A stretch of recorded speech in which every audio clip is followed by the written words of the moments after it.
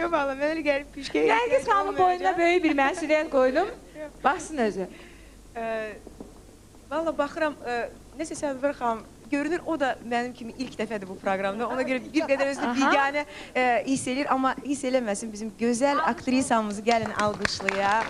Həqiqətən də gözəl, yəni sözün əsl mənasında gözəl, həm zahirən, həm daxilən gözəl insan, gözəl aktrisa.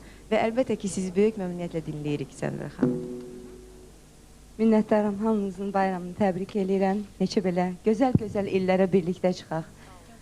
Sizin üçün brilliant dedi, keçən ilin mahnıları Adam ol.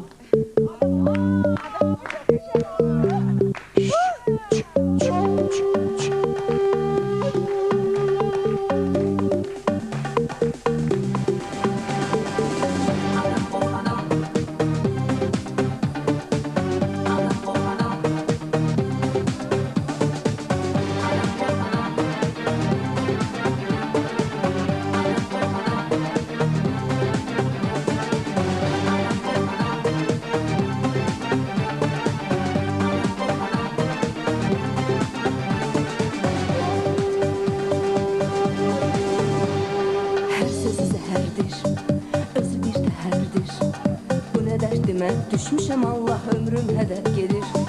Hər sözü zəhərdir, özü bir təhərdir. Bu nə dərdimə düşmüşəm Allah ömrüm hədər gedir. Yolda nədən xoş sözlərim düşmür dilimdən. Ya sevməli, ya uzaq dur, bezdim əlimdən.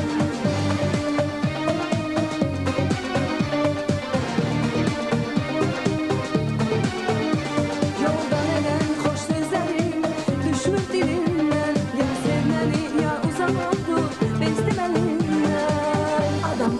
Şuna gözü yetmə, kız görən kimi özündən yetmə. Adam o adam alışıb sürmə, adam o adam kimi geri dönmə.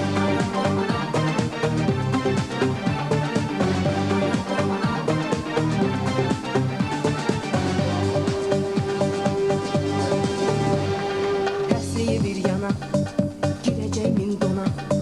O qədər yalan deyir ki, Allah inanmıram ona. Həsriyi bir yana, girəcək min dona. Yalan deyir ki, vallah inanmıram ona. Yolda neden xoş sözlərim düşür dilimdən. Ya sevməli, ya uzaq oldu, bezdim əlimdən.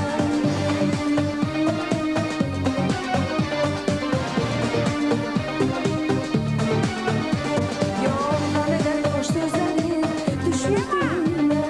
Ya sevməli, ya uzaq oldu, bezdim əlimdən. Adam ol, adam şuna gözü yetmə. Kimi özündən gitmə. Adam o adam alışıb sürmə. Adam o adam kimi geri dönmə.